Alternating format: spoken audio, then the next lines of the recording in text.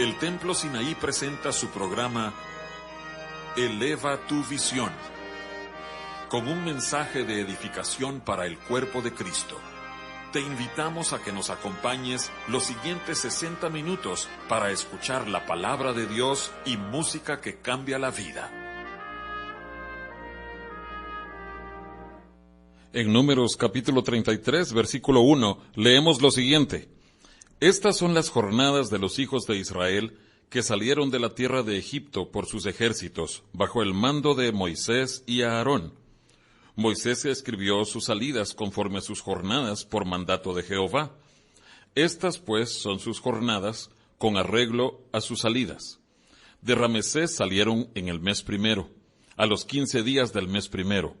El segundo día de la Pascua salieron los hijos de Israel con mano poderosa, a vista de todos los egipcios, mientras enterraban los egipcios a los que Jehová había herido de muerte dentro de ellos, a todo primogénito. También había hecho Jehová juicios contra sus dioses. Salieron pues los hijos de Israel de Ramesés y acamparon en Sucot. Salieron de Sucot y acamparon en Etam, que está al confín del desierto. Salieron de Etam y volvieron sobre Pijahirot, que está delante de Baal Zephón, y acamparon delante de Migdol.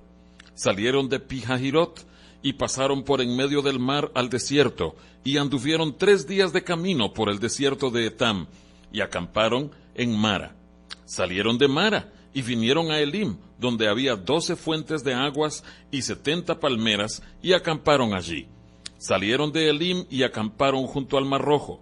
Salieron del Mar Rojo y acamparon en el desierto de Sin. Salieron del desierto de Sin y acamparon en Dofca. Salieron de Dofca y acamparon en Aluz. Y detendremos allí nuestra lectura, porque esta noche estará con nosotros el pastor Oscar Maldonado. Si ustedes recuerdan, él ha estado compartiendo con nosotros acerca de estas 42 jornadas del viaje de Israel por el desierto.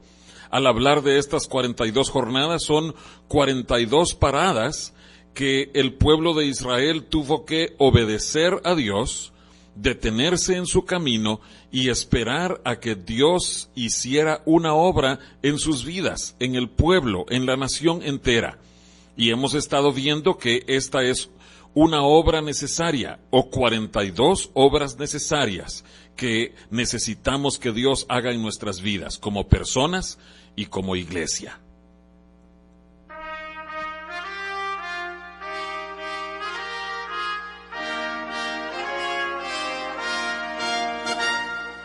Si desea comunicarse con nosotros en este momento, los teléfonos de la estación son los siguientes: 8300-2555 y 8300-4534. Y también estamos llegando a todo el mundo vía internet a través de www.radioformula.com.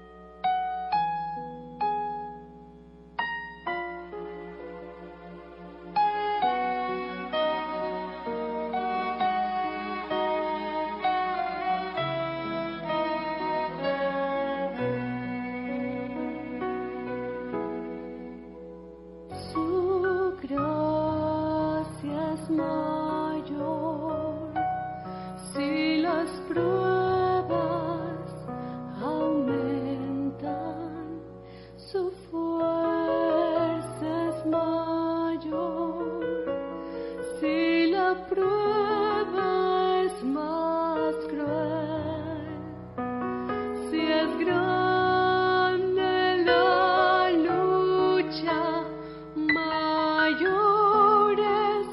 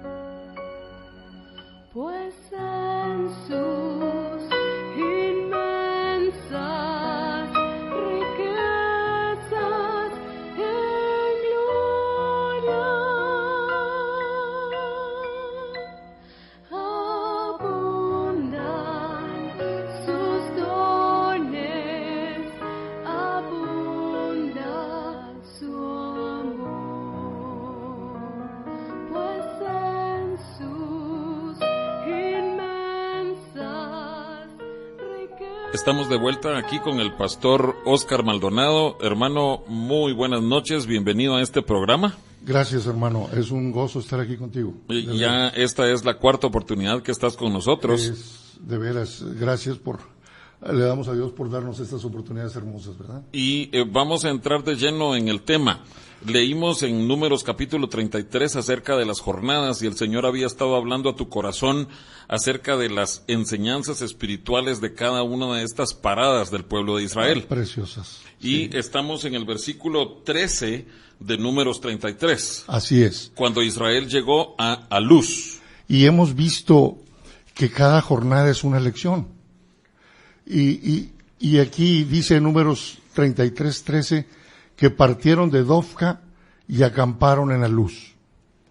Y de todas las palabras que hemos estado viendo en las jornadas, a Luz es la única que no sabemos con exactitud qué significa.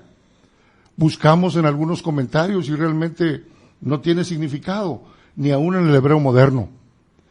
Pero a Luz es un lugar en el desierto del cual no conocemos su significado. Y sin duda que el Señor tiene algo que enseñarnos con esto, ¿verdad? Bueno, la verdad es que nos deja perplejos que en la Escritura haya algo que no comprendemos, que nadie puede comprender, pero aún en eso hay una lección de parte de Dios, ¿no? Sin duda. Dice que esto es una lección en la vida que nosotros en realidad no conocemos el significado. No sabemos en realidad qué se nos está enseñando. no sabemos qué es lo que el Señor está haciendo, no sabemos qué es lo que el Señor nos está diciendo. Y obviamente en nuestras vidas hay tiempos así. ¿Te refieres a momentos que nos dejan desconcertados? ¿Qué está sucediendo a nuestro alrededor o en nuestros corazones y no tenemos una explicación de parte de Dios? Mientras yo estudiaba esto, hermano José, inmediatamente no puede dejar de venir a nuestra mente ese pasaje en la vida de Job, que realmente así inicia el comentario bíblico en la vida de Job. De pronto empiezan a suceder cosas terribles en la vida de Job. Y a nosotros se nos dice lo que está sucediendo en las cortes celestiales. Sí, leemos, ¿verdad? Lo que está sucediendo en las cortes celestiales, pero Job no tenía este dato. Y de pronto Job empieza a perder todos sus bienes, empieza a perder sus hijos, hasta fuego dice que cae del cielo como parte de estas cosas terribles que están sucediendo. Y imagínate, o imaginémonos, qué está pasando en la vida de Job. Job no sabe nada, pero él dice que se rasgó sus vestiduras y adoró. No sabía qué estaba pasando. Sí, o sea, lo que quieres hacer ver, si estoy entendiendo bien, es que la reacción de un cristiano tiene que ser devolvernos a Dios, no que le digamos, Señor, como no entiendo, yo me voy a alejar de ti. No importa que no entendamos, acudamos a Dios. Bueno, sí es cierto, así como cada jornada trae una enseñanza de estas 42 jornadas que hemos estado viendo, o que estamos tratando de abarcar, cada personaje en la Biblia nos trae una enseñanza, sin duda, y vemos la enseñanza de Job. Dice, aunque él me matara, yo en él esperaré. ¿Qué? No entiendo lo que está pasando. De hecho, sí, el Señor a veces nosotros creemos que el Señor tiene que darnos una explicación de cada cosa que está pasando en nuestra vida. Y hasta quisiéramos decir, a ver, Señor, por favor, escríbemelo de una manera que yo pueda entenderlo. Sí, y realmente como que nos volvemos unos niños caprichudos, ¿verdad? Exigiéndole al Señor, ¿por qué yo, Señor? ¿Por qué a mí, Señor? Cuando la verdad es que Dios está haciendo una obra perfecta y preciosa. No necesitamos entenderlo, pero sí necesitamos tener la actitud de Job. Aunque Él me matare, aunque Él haga cosas que a mí me parezcan dolorosas o desconcertantes, aunque eso suceda, yo voy a seguir esperando en Dios. Qué enseñanza, ¿verdad? Muchas veces, hermano, a veces nosotros no buscamos más que o buscar el entendimiento de las cosas, es curiosidad. Y recuerdo la narración de un hermano, él tiene una granjita y dice que él se ha visto reflejado en las ovejas. Tiene ovejitas, ¿verdad? Tiene ovejitas ahí sí, en su granjita y dice, pero son curiosas, dice. Dice, mira, cuando andan hasta el otro extremo del pastizal, y yo llego y abro la puerta y traigo cualquier objeto que traiga en mi mano, ellas pero inmediatamente se vienen corriendo y hasta parece que las escucho decirme, a ver, muéstranos qué traes ahí, enséñame qué traes ahí. Sí, sabes que yo conocí esas ovejitas. ¿Ah, sí? Bueno, creo que tristemente esas ovejitas ya pasaron a otra vida, pero era exactamente así como lo describes, que estaban hasta la otra punta de esa parte de la granja y llegaba uno trayendo lo que fuera en la mano. Y las ovejitas se acercaban. No se acercaban tanto como para, digamos, acaríciame ni nada, sino que se acercaban y a buena distancia estaban observando qué era lo que uno llevaba. Curioseando. Pura curiosidad, porque querían saber qué era lo que estaba sucediendo. Creo que así de chismosa, así de comunicativa debiéramos llamar, es la sociedad, toda sociedad, pero en las iglesias, grupos que son bastante homogéneos, caminamos juntos, siempre queremos saber qué está sucediendo con los demás hermanos, ¿verdad? Así es. La enseñanza de la luz, entonces, lo que nos lleva a decir, no importa si no entendemos lo que Dios está haciendo, confiemos en Él. Dice el Salmo 62:8, confiad en Él en todo tiempo. Amén. Oh pueblo, derramad vuestro corazón delante de Él. Dios es nuestro refugio. Gloria al Señor. De manera que la confianza es lo primero que tenemos que hacer, lo que siempre debemos hacer. El Señor quiere que nosotros confiemos. Eso lo honra, hermano. Sí. El que nosotros confiemos, aunque Él me matare, yo en Él esperaré. Imagínate el gozo que estaba produciendo al corazón de Job, al corazón de Dios, estas palabras de Job. Sí, ¿verdad? pero es que creo que todo se reduce a esto, que sepamos que Dios está haciendo algo. Amén. Aunque nosotros no entendamos qué es. Fíjate que solo te quería comentar, no sé si los oyentes han oído hablar de David Brainerd. Este hombre vivió en el siglo XVIII y él fue un misionero a los indios norteamericanos en el área de Nueva Inglaterra, donde está Boston, Massachusetts, por esa región. Había muchos indígenas allí en ese tiempo, después fueron aniquilados, pero él sentía el llamamiento para evangelizarlos. Y él escribió esta siguiente frase al analizar sus primeras semanas como misionero. Mi corazón desfallece. Me parecía que nunca lograría un poco de éxito entre los indios. Mi alma estaba cansada de vivir. Añoraba morir más que cualquier cosa. Imagínate un misionero, un hombre de Dios, a quien nosotros llamaríamos un gigante de oración. Él era de veras un gigante de oración. Y la situación no mejoraría mucho en los 2 años subsiguientes. Nadie se convertía. Pero a los 3 años de trabajo, finalmente David Brainerd fue testigo de un avivamiento en los indios de Croswisung, Nueva Inglaterra. Y hubo, solo preparémonos para esto, hubo más de 150 convertidos. Ahora, nosotros que estamos acostumbrados a escuchar de iglesias de 3,000, 5,000, 20,000, 30,000 personas, diríamos que 150 convertidos no es mayor cosa. Pero para la época y para la sociedad en la cual él estaba evangelizando, era una cantidad enorme. Sin duda.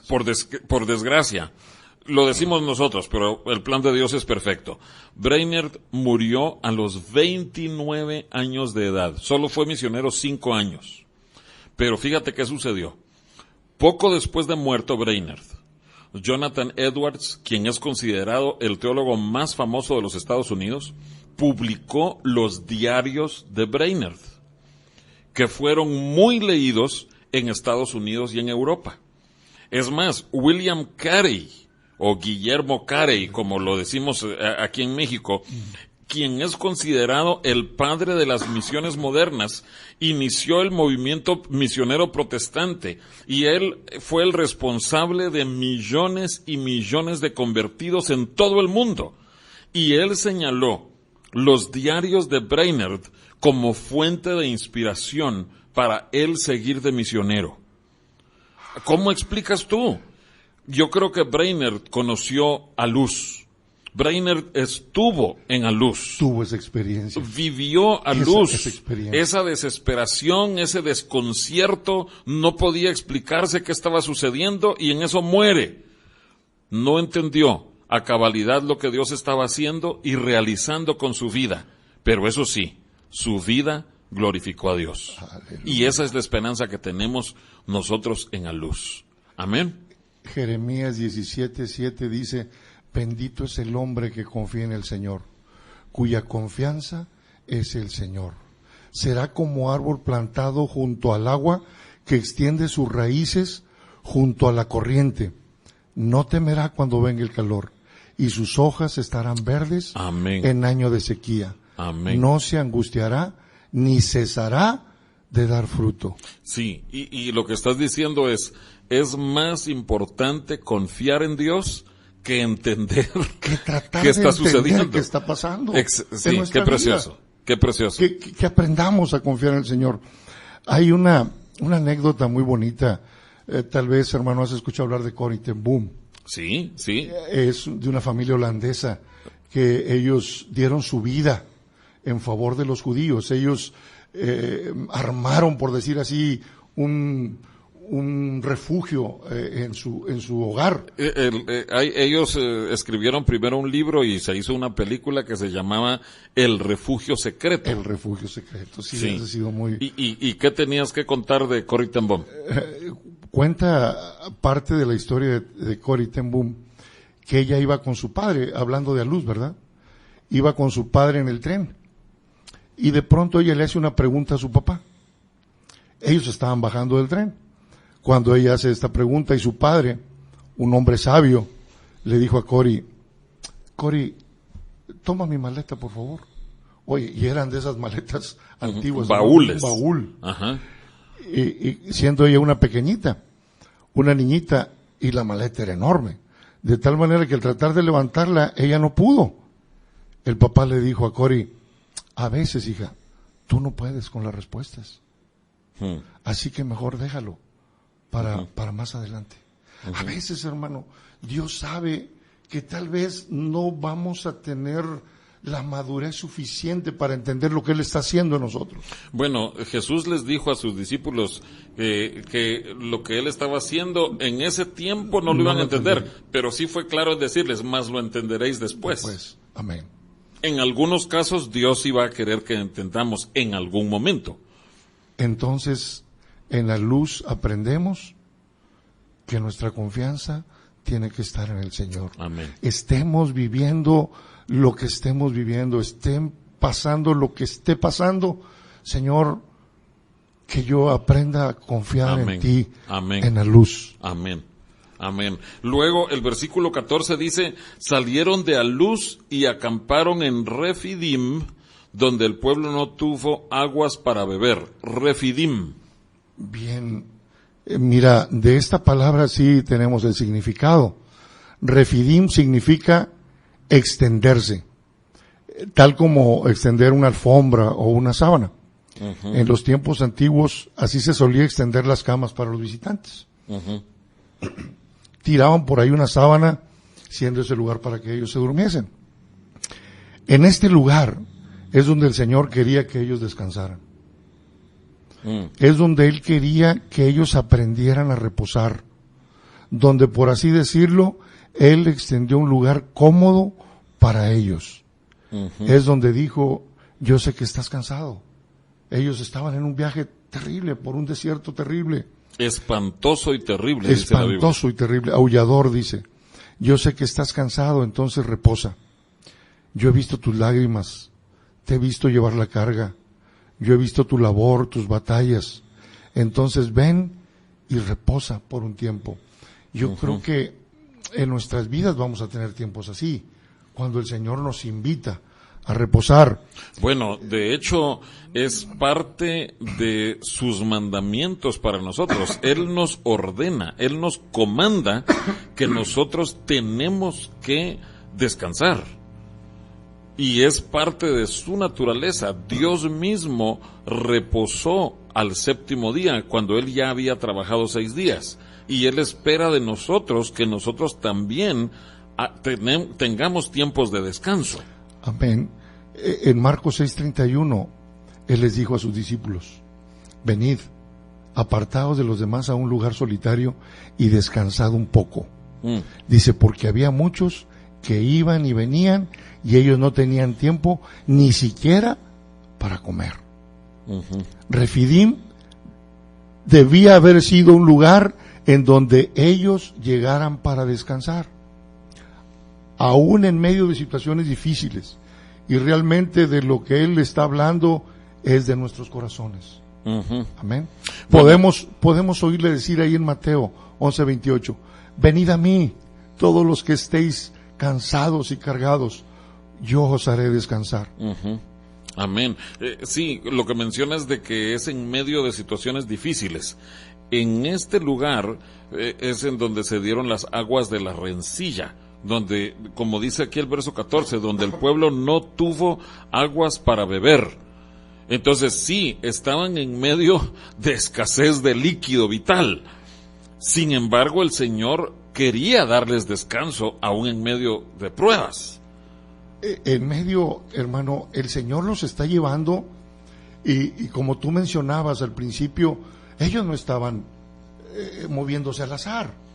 O sea, el Señor estaba llevándolos a lugares específicos para darles lección tras lección. Y aquí en Refidim, en vez de descansar, encontramos ahí una tragedia terrible. Y una nube oscura comenzó a venir sobre ellos, y comenzó un pensamiento terrible, algo horrible, lo que ellos estaban pensando. Es bueno que nos coloquemos en esa situación, ahí en nuestros pensamientos. Imaginémonos ahí en ese lugar, de pronto un desierto y no hay agua. Nosotros, hermano, quisiera comentarte algo para ahondar un poquito más en esto. Nosotros, por cuestiones de trabajo, mi padre nos llevó a un lugarcito, un pueblito que estaba en formación apenas, donde no había tuberías, no había agua potable, y a veces podríamos pasar un día sin agua, y entonces eso es terrible. Papá nos mandaba a buscar agua, una pipa que anduviera, alguien que anduviera vendiendo agua por ahí por el pueblo, y salíamos nuestros hermanos y yo y nos dispersábamos y hacíamos venir la pipa hasta nuestro hogar. Pero estas gentes no tenían esa alternativa. Imagínate, está en el desierto. Y este pensamiento se convirtió en una actitud mala. Luego comenzó a ser expresada a través de susurros, y esa nube oscura comenzó a tomar control de sus corazones. Esa actitud se convirtió en murmullos, hablándoles primero a su familia más íntima, a sus amigos más cercanos, susurrando cosas con otros en quienes confiaban. Luego comenzaron a tener pequeñas reuniones. Grupitos empezaron a formarse cuando hacían su trabajo, cuando estaban trabajando alrededor de los campamentos, y los grupos crecieron más y más grandes. Al principio eran solo unos pocos, luego fueron decenas, luego centenares, hasta que esa nube oscura cubrió todo el campamento de los hijos de Israel. Todo el campamento estuvo bajo la influencia de esa nube oscura. Dice Éxodo 17:1, toda la congregación de los hijos de Israel marchó por jornadas desde el desierto de Sin, conforme al mandamiento del Señor, y acamparon en Refidim, y no había agua para el pueblo, para que el pueblo bebiera. Entonces el pueblo contendió con Moisés y dijeron, danos agua para beber. Y Moisés les dijo, ¿por qué contendéis conmigo? ¿Por qué tentáis al Señor? Pero el pueblo tuvo ahí sed, y murmuró el pueblo contra Moisés y dijo, ¿por qué nos has hecho subir de Egipto para matarnos de sed a nosotros, a nuestros hijos y a nuestros ganados? Y clamó Moisés al Señor diciendo, ¿qué haré con este pueblo? Un poco más y me apedrearán. Entonces vinieron ellos con Moisés, y ellos tuvieron sed y le dicen, nos trajiste aquí para matarnos, ¿por qué no nos dejaste en Egipto y hubiéramos muerto ahí? Imaginemos todo eso. Sí, y Refidim significa descanso. O sea que es obvio que ellos estaban interpretando equivocadamente los propósitos y los motivos de Dios. La lección que el Señor quería que aprendieran. Ellos creían que Dios los había sacado hacia ahí para matarlos, en vez de para darles descanso. Para algunos la muerte es un descanso, pero no estamos hablando de eso. La verdad es que necesitamos ver a Dios como un Dios bueno que quiere lo mejor para nosotros, aún estando en situaciones difíciles. Amén. ¿Y no tuvieron reposo aquí? No. Aquí dice, dudaron de la fidelidad de Dios. Dudaron de Dios aquí de 4 maneras, según lo que cuenta la Biblia. Dice en Éxodo 17:1, toda la congregación de los hijos de Israel marchó por jornadas desde el desierto de Sin, conforme al mandamiento del Señor, y acamparon en Refidim, y no había agua para que el pueblo bebiera. Entonces el pueblo contendió con Moisés y dijeron, danos agua para beber. Y Moisés les dijo, ¿por qué contendéis conmigo? ¿Por qué tentáis al Señor? Sí, es que no estaban reconociendo el propósito de Dios para sus vidas. No se rehusaban a ver que Dios los estaba llevando a Refidim para descanso, y ellos creían que estaban siendo llevados para muerte. Pero solo queremos decirles, si usted quiere comunicarse con nosotros, puede hacerlo al 8300-2555 y 8300-4534.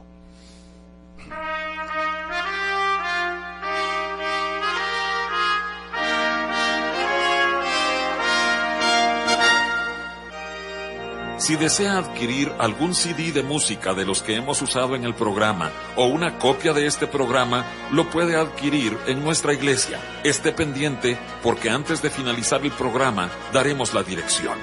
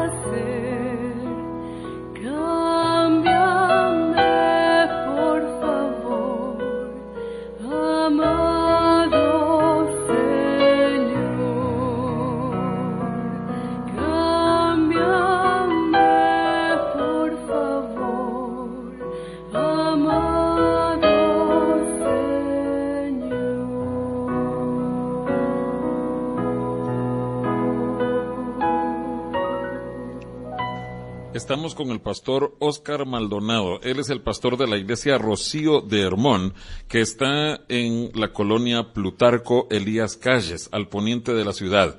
Es en donde se juntan las calles Ruiz Cortines y Lincoln. Y es la calle Anenecuilco 6925, esquina con partidos políticos. Cómo me gustan los nombres de esas calles, nombres difíciles. Pero, Óscar, pasamos al siguiente punto. Dice Números capítulo 33 y versículo 15. Salieron de Refidim y acamparon en el desierto de Sinaí. ¿Qué lección aprendemos y aprendió el pueblo de Israel acerca del desierto de Sinaí? Bien. Sinaí es sinónimo, es decir, es el mismo lugar que Horeb. Sí. Horeb. Algunos piensan que toda la cordillera se llama Horeb y que uno de los montes de esa cordillera era Sinaí, y otros dicen a la inversa, que Sinaí era toda la cordillera y que Horeb era uno de los montes. Y la verdad que es difícil distinguir esto, pero Horeb significa desolado. Desolado. Imaginemos cuando ellos están llegando ahí. Hermano, estamos viendo jornada tras jornada. Estamos viendo lo que el pueblo de Israel está viviendo a luz. No sabían lo que Dios quería hacer en ese momento. Llegamos a Refidim, donde no hay agua. Y ahora están llegando a un lugar desolado. Yo busqué en el diccionario la palabra desolado. Significa vacío, sin vida. Uh-huh. Algo terrible. Uh-huh. O sea, imagínate, ellos se ven unos a otros y dicen, oye, y la nube se posó ahí. O sea, la nube se posaba y era hora de armar el campamento. Sí, oye, vamos a pasar la noche aquí. ¿Qué lugar tan desolado? Sí, tal vez hasta se cuestionarían, ¿será que este es el lugar de veras a donde Dios quería traernos? Señor, ¿será que nuestros líderes no se están equivocando? Uh-huh. ¿Verdad? Porque a ver, si no había agua, era el líder, ¿verdad? Pero eso es una etapa necesaria. Necesitamos conocer esa desolación. Sin duda que sí. Uh-huh. Y yo creo, hermano, ¿habrá un lugar más desolado que el infierno? Yo creo que esta etapa nos habla de ese lugar. Y es un lugar del que, de veras, yo recuerdo cuando nosotros iniciamos la obra ahí donde estamos ahora. Y pasábamos en aquel hace más de 20 años. Y pasábamos película, porque eso atrae mucha gente. Y pasábamos una película, lo hacíamos como evangelismo. La película del infierno. Y recuerdo que pasamos la película del infierno. Yo la vi de niño. Oye, yo no la soporté, no lo toleré. Y yo creo que muchos de los oyentes tal vez la han visto, pero es algo terrible. Es algo terrible lo que se ve ahí. Pero, por otra parte, el infierno es un tema que se menciona muy poco en las iglesias. Es más, en los libros de anécdotas, ilustraciones cristianas, ni siquiera aparece el tema del infierno como posibilidad. O sea, no se predica prácticamente. Y lo más triste es que muchos cristianos dicen que no hay infierno. No. Y lo hemos oído. Lo hemos escuchado. Y el secreto mejor guardado del infierno es que el infierno no existe. Dice que los hombres nunca pasarán por ahí. El infierno mismo dice que Dios es un Dios de amor. Él nunca enviaría a nadie a un lugar como ese. Sí, porque Él es demasiado amoroso, demasiado misericordioso. Dios es amor. Ajá. No hay tal lugar, no hay infierno. Ese es el mensaje que el infierno mismo da. Nosotros debiéramos saber más acerca del infierno. Platicaba contigo ahorita, hermano, el testimonio de una jovencita que se congrega ahí con nosotros. Ella testifica que tuvo un sueño, pero más que un sueño. ¿Siendo ya cristiana? Ella había conocido al Señor en los Estados Unidos, pero por circunstancias y el ir y venir de la vida se alejó. Se aleja del Señor. Ella está aquí en Monterrey, sabe que hay templos ahí alrededor de su casa, pero algo había pasado en su corazón y se había resfriado. Pero el Señor la trajo llevándola a Horeb, digamos, a un lugar desolado. Y ella, más que un sueño, tuvo una visión. Ella dice que sintió las llamas, sintió que se estaba quemando. Ella vio el infierno y sintió que se estaba quemando.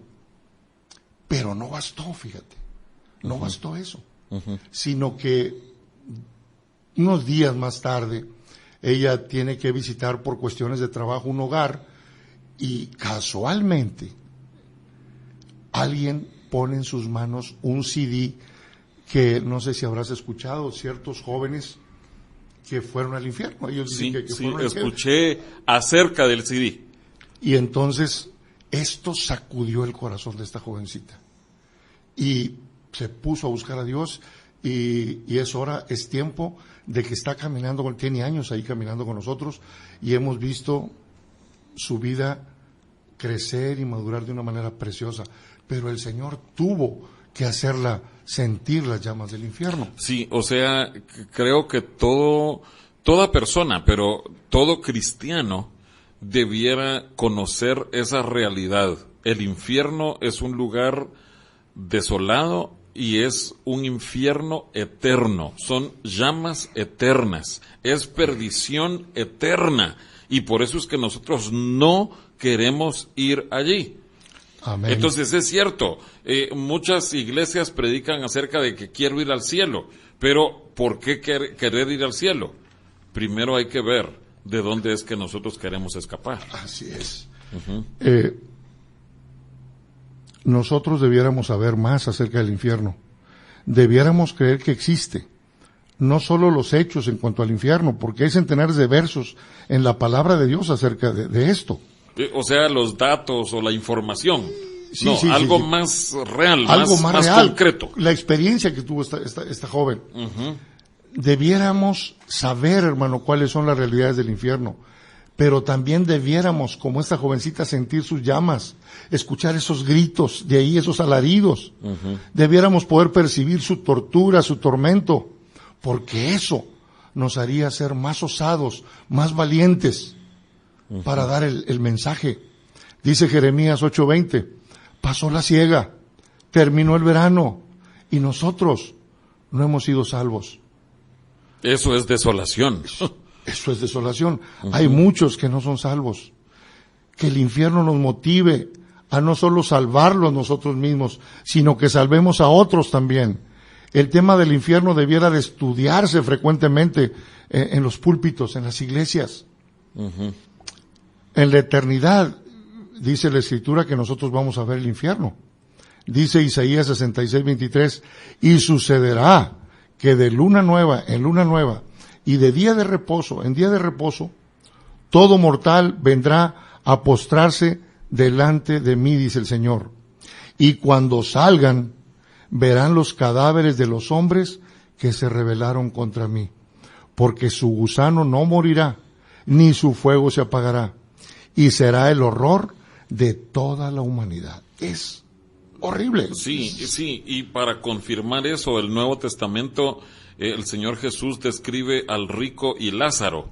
Lázaro estaba del lado del cielo, por decirlo así, en el seno del Padre Abraham. Lucas 16. Y el hombre rico que no había escogido a Dios en esta vida, él fue enviado al infierno. Y Lázaro podía ver al hombre rico y el hombre rico podía ver a Lázaro. O sea, en la eternidad, desde el cielo se podrá ver cuál es el sufrimiento que está deparado para todos aquellos que no escogen a Dios. Entonces, esa debiera ser una de las herramientas principales de evangelismo, el infierno, ver la realidad del infierno, y que eso nos motive a nosotros para vivir una vida dedicada a Dios, separada para Dios. Que nosotros veamos esas almas, hermanos, que están separados de Dios y encaminados al infierno. Sí, eso nos hará dar un mensaje de evangelismo, de salvación, pero para que escapen de esa eternidad. Quiero terminar con esto, esta etapa. Dice Apocalipsis 2:10, y el diablo que los engañaba fue arrojado al lago de fuego y azufre, donde también están la bestia y el falso profeta, y serán atormentados día y noche por los siglos de los siglos. Repite la cita porque no es 2:10, Apocalipsis. Apocalipsis 20:10, perdón. 20:10. Sí. Dice, el infierno es también un lugar para recordar y tener remordimientos, como lo mencionabas. Sí, pero creo que es algo que necesitamos enfatizar desde nuestros púlpitos. La eternidad es real, el cielo es real y el infierno también es real. Dice 2 Tesalonicenses 1:9, estos sufrirán el castigo de eterna destrucción, excluidos de la presencia del Señor y de la gloria de su poder. Ahí en el infierno no hay presencia de Dios, no hay vida y no hay consuelo, no hay agua. Por eso es la desolación de Sinaí. Es un lugar de máxima de desolación extrema, ¿verdad? Amén. El siguiente lugar está en Números 33 y verso 16. Salieron del desierto de Sinaí y acamparon en Kibrot Hataava. Vamos a ver Kibrot Hataava inmediatamente después de esto.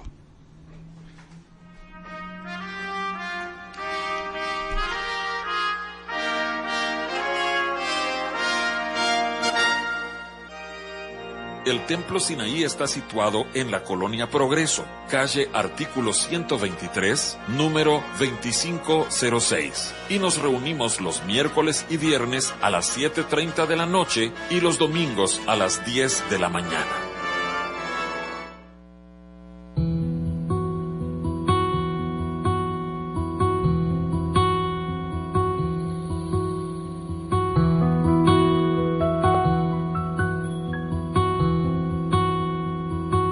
Mi corazón he fijado en ti, Señor, porque tú eres mi poder. Y en tus brazos eternos reposo yo, pues de ti puedo depender.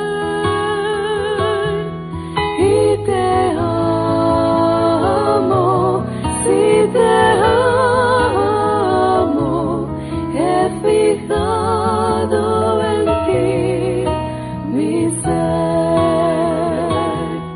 Y te amo, si te amo, he fijado en ti mi ser. Mi corazón he fijado en ti, Señor, porque tú eres mi poder. Y en tus brazos eternos reposo yo, pues de ti puedo depender. Y te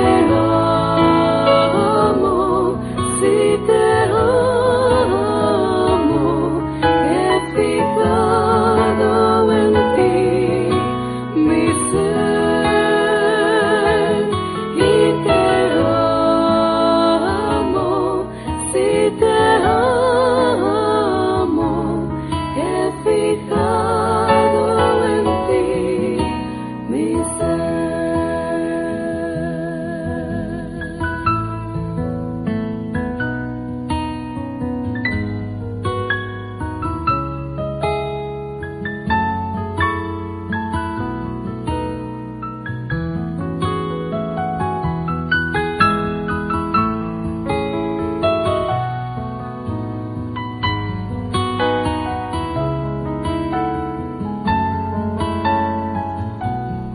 Estamos de vuelta en su programa Eleva tu Visión con el pastor Óscar Maldonado y hemos estado estudiando 3 distintos puntos o lugares en donde Dios llevó al pueblo de Israel en el viaje por el desierto. Vimos primero a Luz, después vimos Refidim, después vimos Sinaí y ahora estamos por ver Kibrot Hataava, que significa la tumba de los codiciosos, según Números capítulo 11 y verso 34. Óscar, ¿qué lecciones encontramos en Kibrot Hataava? Bueno, fíjate nada más el significado. La tumba de los codiciosos. No nos da mucha esperanza tal vez de ver algo glorioso, ¿verdad? Entonces vemos cuál era la constante en esta caminata y en estas lecciones. La constante en el pueblo de Israel. Y hermano, lo más triste es que pensamos nosotros que ellos eran diferentes a nosotros. Que ellos eran es malos. Que ellos, pobrecitos. Rebeldes. ¿No? ¿Qué clase de hombres eran esa gente, verdad? Nosotros no somos así. Nosotros ¿verdad? Somos evangélicos protestantes. Sí. Y podríamos agregar una serie de comentarios. Entonces esto parece como que es otra página triste en la historia de Israel. Es un lugar cuando uno piensa en gente que murió ahí y parece ser otra mancha oscura en la historia de este pueblo precioso de Israel. Pero no es totalmente oscuro y triste. Aquí hay buenas nuevas.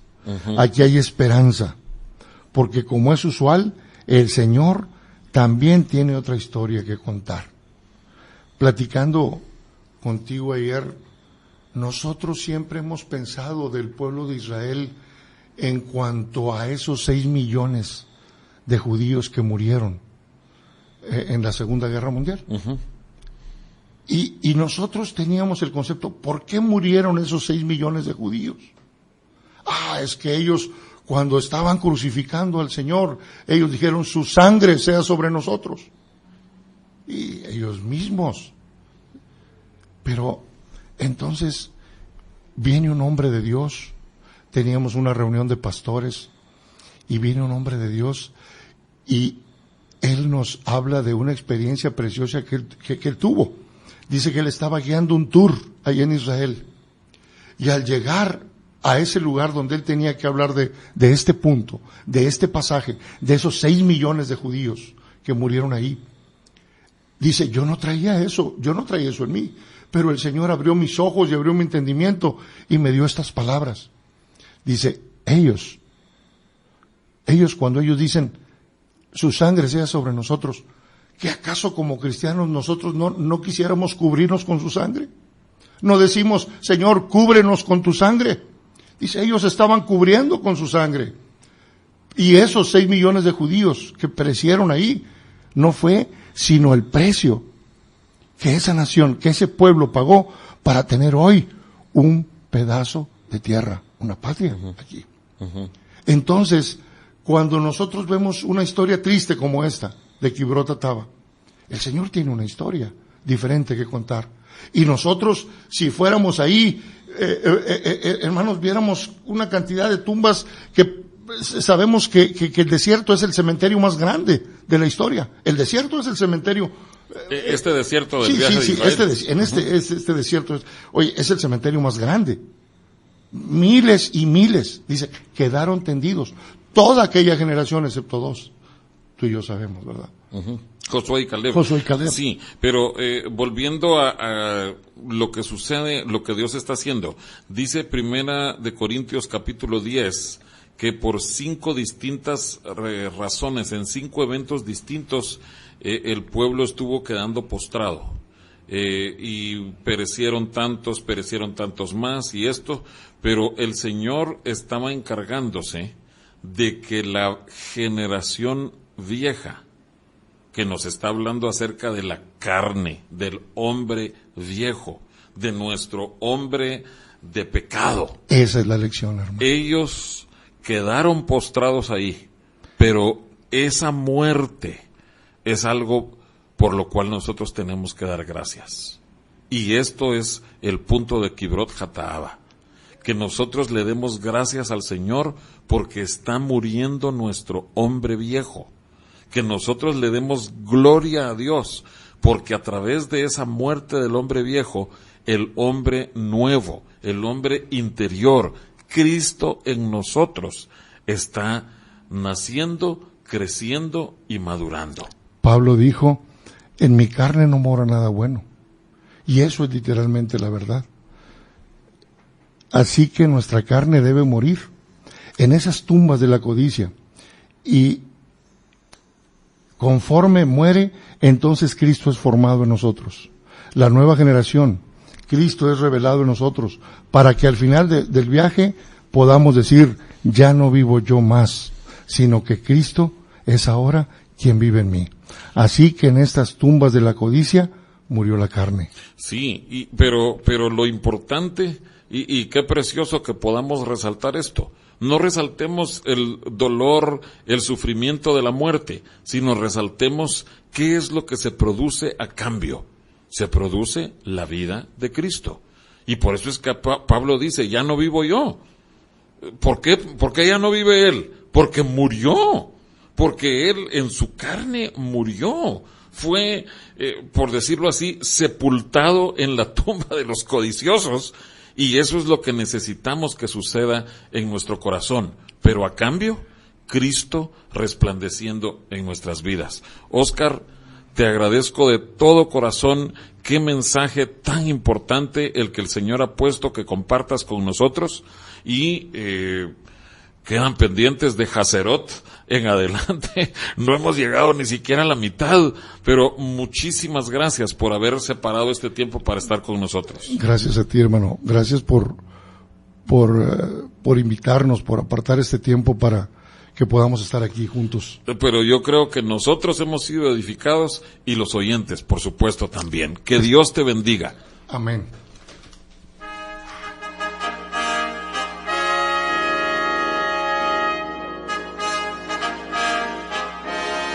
El Templo Sinaí agradece el favor de tu atención.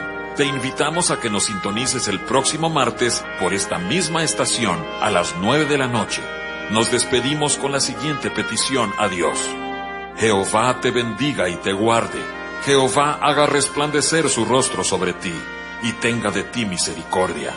Jehová alce sobre ti su rostro y ponga en ti paz.